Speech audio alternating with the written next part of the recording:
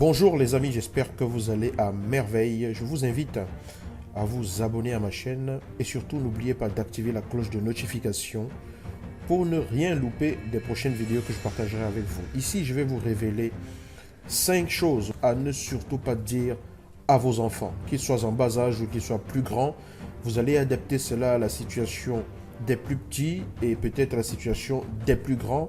Mais c'est des choses, quand vous les dites, vous pouvez impacter négativement la vie de ces personnes qui vous ont été confiées, ces personnes dont vous avez la responsabilité, ces personnes dont vous avez la guidance entre les mains ici sur cette terre.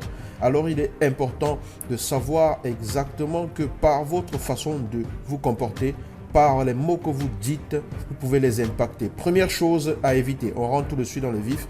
Première chose à ne pas faire, à ne pas dire à son enfant, c'est l'insulter, le traiter de tous les noms.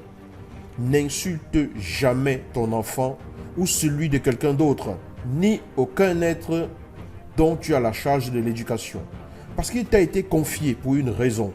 Et parfois, même si tu as envie de le faire, même s'il te met hors de toi, même si tu es extrêmement énervé, tu la boucles. N'insulte jamais ton enfant. Cela lui permettra, si tu le fais, de percevoir que tu l'identifies à une erreur qu'il a commise, que tu le prends pour son erreur, que tu le prends pour sa faute.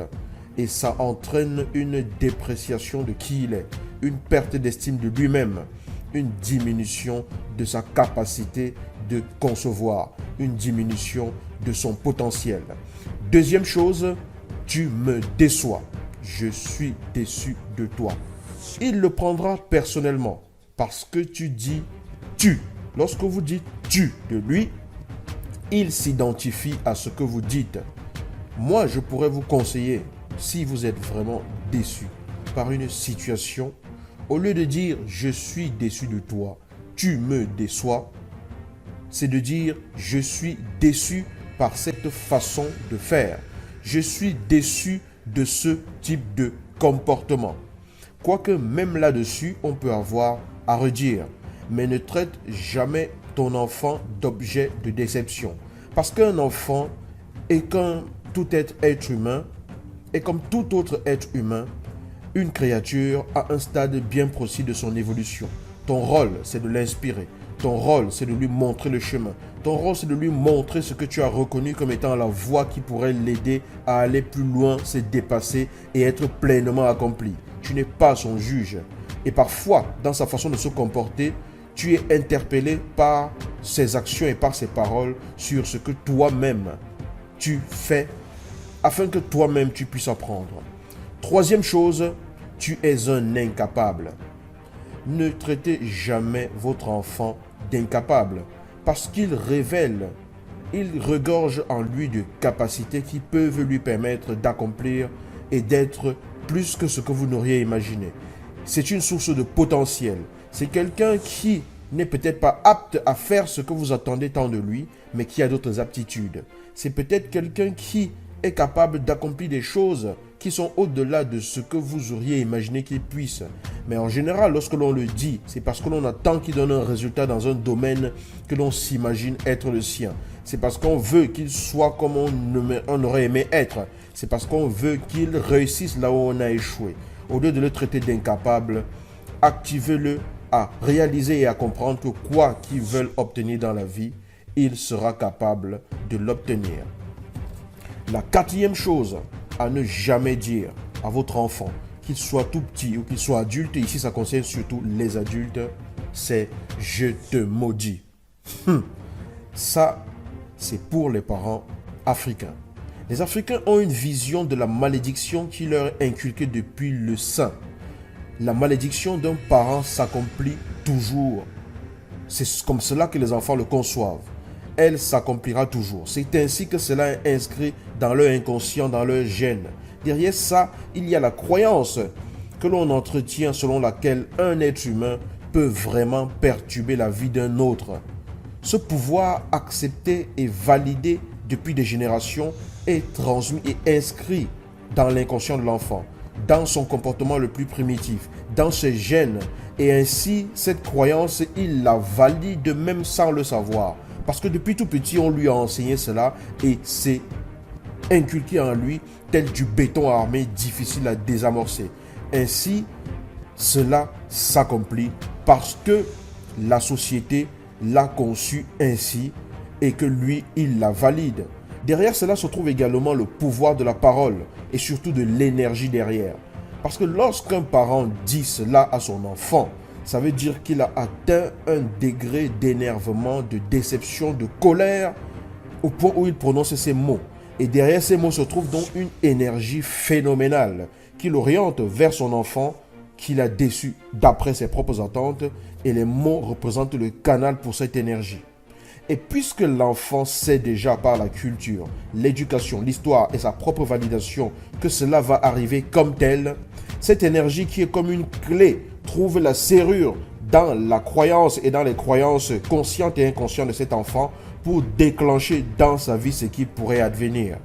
Vous comprendrez le message qui se trouve ici selon lequel les croyances, on peut les démonter par une perception différente des choses et surtout par une croyance plus élevée qui combat cela, un peu comme le croyant qui dit avoir reconnu Dieu, qui dit avoir trouvé le Seigneur, qui dit s'être converti, peu importe la religion, et qui est tellement convaincu d'être libéré de ce genre de choses que cela ne l'atteint plus.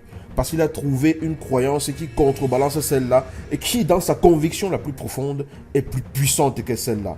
Bref, ne maudissez jamais vos enfants. Ne dites jamais à vos enfants, je te maudis. Parce que cet être vous a été confié pour que vous en soyez le guide, pour que vous en soyez l'accompagnateur. Et cet être a son propre chemin à vivre et est motivé par ses propres aspirations. Maudire un enfant, c'est se maudire soi-même. Dire une malédiction sur un enfant, c'est dire la malédiction par rapport à soi-même. Pourquoi? Parce que tout ce qui sort de votre bouche finit par vous revenir tôt ou tard d'une façon ou d'une autre.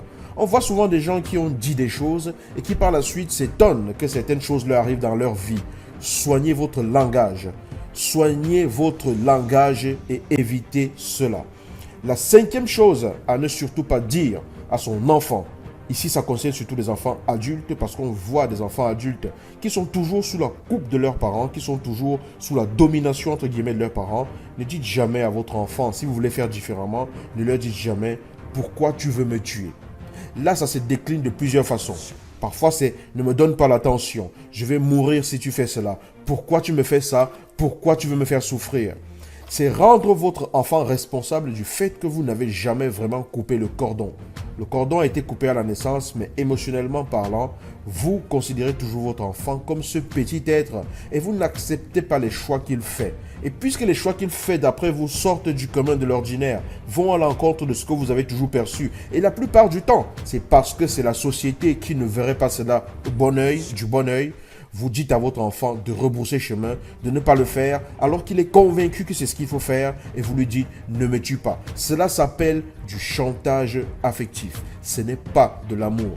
Vous le poussez à la culpabilisation perpétuelle. Il finit donc par vivre sa vie pour vous. Il finit par vivre votre vie. Et finalement, en quoi est-ce que cela fait évoluer? Les générations d'après sont censées faire évoluer ce que les générations d'hier ont porté jusqu'à un certain niveau.